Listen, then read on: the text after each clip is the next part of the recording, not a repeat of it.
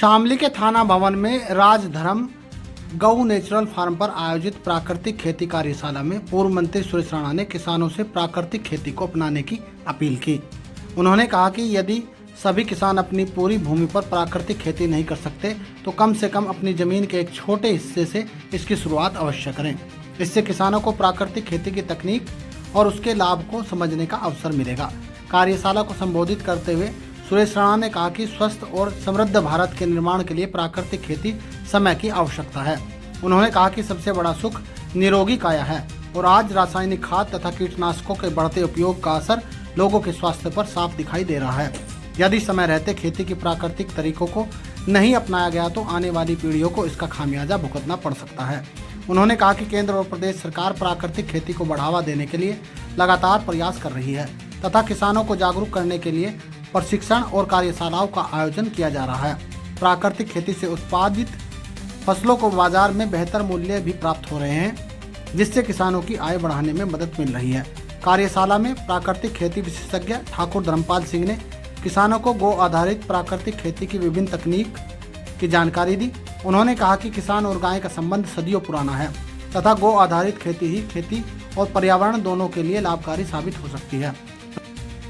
वहीं भाजपा किसान संगठन से जुड़े संजय राणा ने कहा कि रासायनिक खेती के कारण भूमि की उर्वरकता लगातार घट रही है और लोगों का स्वास्थ्य भी प्रभावित हो रहा है। उन्होंने किसानों से प्राकृतिक खेती को अपनाकर धरती और आने वाली पीढ़ियों को सुरक्षित रखने का आह्वान किया। कार्यक्रम में भाजपा जिला अध्यक्ष रामजी लाल कश्यप, कृषि विभाग के अधिकारी, कृषि वैज्ञानिकों सहित बड़ी संख्या में किसानों ने भाग लिया। वक्ताओं ने प्राकृतिक खेती को स्वस्थ समाज, सुरक्षित पर्यावरण और किसानों की आर्थिक मजबूती का आधार बताते हुए इसके व्यापक प्रचार प्रसार पर जोर दिया।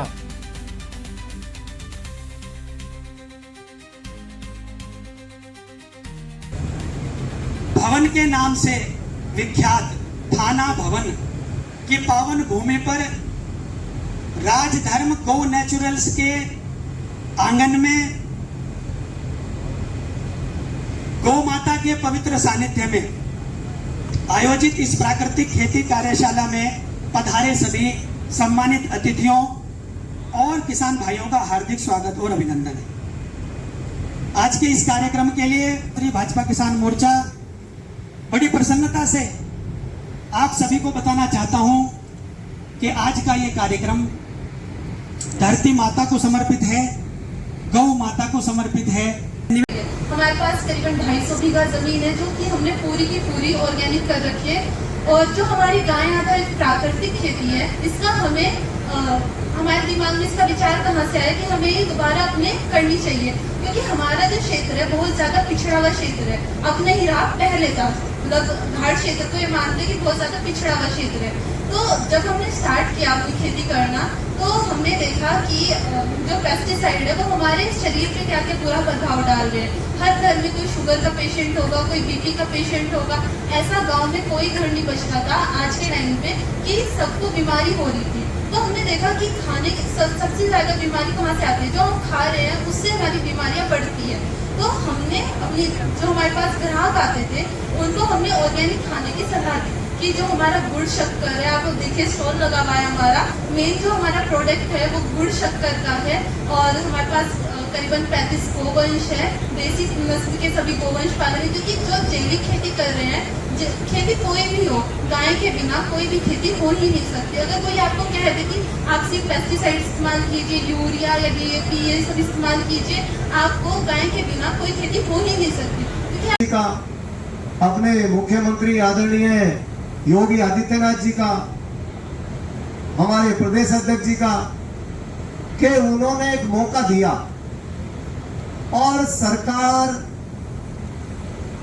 प्रशासन और स्थानीय किसानों के सहयोग से एक बेहतरीन अवसर दिया कि जिसे किसानों को प्राकृतिक खेती की तरफ लाने के लिए एक ट्रेनिंग कैंप हो, एक प्रशिक्षण वर्ग हो और एक बहुत ही कुशल प्रशिक्षण देने वाले यहाँ मौजूद हैं जो स्वयं इस प्रकार की खेती को बढ़ावा दे रहे। मित्रों, चूंकि तकनीकी बातें तो वही करेंगे, मेरा आज मुजफ्फरनगर एक कार्यक्रम है इसलिए मैंने आग्रह किया था। सबसे बड़ी बात है जो मोटे तौर पे मुझे लगती है अभी ऑल इंडिया मेडिकल में हमारे एक मित्र डॉक्टर है, तो उन्होंने मुझे एक दिन बताया कि पूरे भारत में आज से 5 साल पहले यदि सर्वाधिक पेस्टिसाइड का इस्तेमाल होता था तो वो पंजाब में होता, और इसलिए पंजाब के संगरूर से एक ट्रेन चलती थी, उस ट्रेन का नाम भी कैंसर स्पेशल हो गया, क्योंकि भर करके वो ट्रेन जाती थी दिल्ली, और कैंसर से पीड़ित बहुत सारे भाई बहन उस ट्रेन में सवार होकर के दिल्ली इलाज के लिए जाते थे। लेकिन ऑल इंडिया के डॉक्टर ने मुझे कहा कि राणा जी, आज इसका उलट है। आज बहुत तेजी के साथ पश्चिमी उत्तर प्रदेश जबरदस्त पेस्टिसाइड यूज करने के कारण आज धीरे धीरे कैंसरस हो रहा है। ऐसा कोई गांव नहीं है जहां 1, 2, 4, 6 पेशेंट वो कैंसर से प्रभावित ना हो। हम भी गांव में जाते हैं किसी एक व्यक्ति को देखने के लिए, तो गांव के अंदर समाचार मिलता है 4 लोगों का स्वास्थ्य खराब है। इसलिए मैं तकनीकी रूप में जाते हुए नहीं, बल्कि सामान्य में आपसे अपील करना चाहूंगा कि हम सब लोगों को समझना चाहिए। और पहले से ऐसा नहीं है कि आज से हमारे ग्रंथों ने लिखा है, हमारे शास्त्रों ने कहा है, पहला सुख,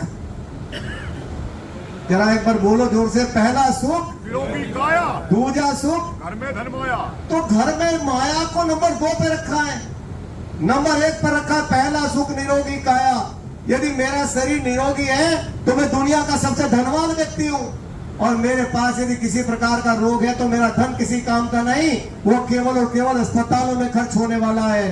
इसलिए आदरणीय प्रधानमंत्री जी का जोरदार तालियों के साथ आप स्वागत करिए कि उन्होंने प्राकृतिक खेती, जैविक खेती को बढ़ावा देने का काम किया। अभी हमारा भारत सरकार का बजट आया, और बजट में अनेक प्रावधान प्राकृतिक खेती के लिए किए, जैविक खेती के लिए किए, किसानों के को सिखाने के लिए प्रयोगशालाएं लगाए जाए उसके लिए किए।